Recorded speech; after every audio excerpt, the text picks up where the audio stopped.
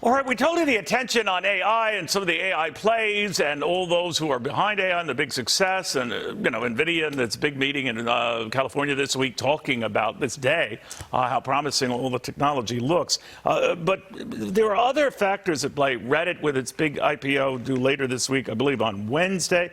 The pricing is one thing, the demand is another. We're told it is vastly oversubscribed, which means a lot more people interested in getting a piece of it than can get a piece of it. Scott Martin joins us right now on what's at stake here. Scott, what do you think? Why, Neil, is the question for me. This is a company that launched in 2005 that has lost money every year since.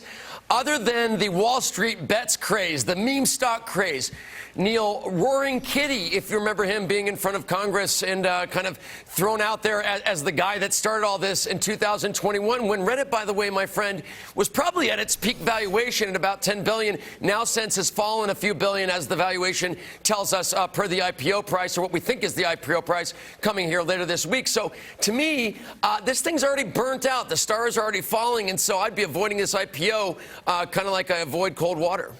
So that's your view. There are other people who say it's part of a larger sort of a framework for technology in general and the promise of AI, even though this is more social media straight play. But there are plenty of other social media concerns. Some have said it's a beneficiary if TikTok is slapped. I don't know if that's true. What do you think? Yes, it's possible, but social media is kind of so bifurcated these days. I mean, what are you getting out of it exactly? What does it do for you?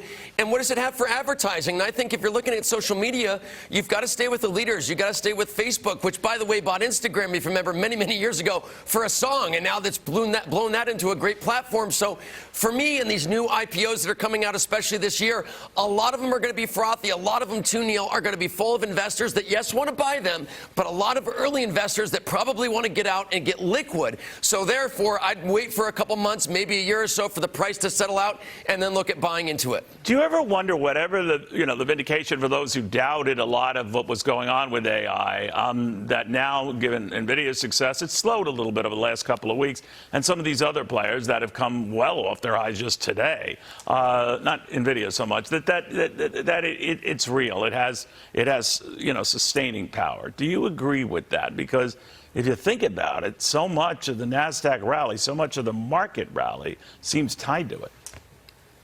Yes, and I don't think folks understand, and not just investors, but a lot of legislators, let's say, who are controlling what AI is going to be, really what AI is, and how we're going to use AI going forward. I mean, is it going to take over our lives? Is it going to take over our jobs? Or just get us from, say, work to school to home? And so when you look at AI, it almost has to be separated out as to what the AI company is and what they're going to do for you. But in the case of, say, NVIDIA and AMD and some of these companies that have really taken off on the AI side, we still like those and still have those in our portfolio because that is proven AI that is actually going to be something that's accretive to our lives going forward. And that is what was different and is different now than the last big internet or technology boom in 1999 that began to implode in 2000.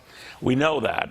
The difference I see here is that there are far more companies and major players making a ton of money on this. This isn't a roll of the dice or a guess. There's demand for this stuff.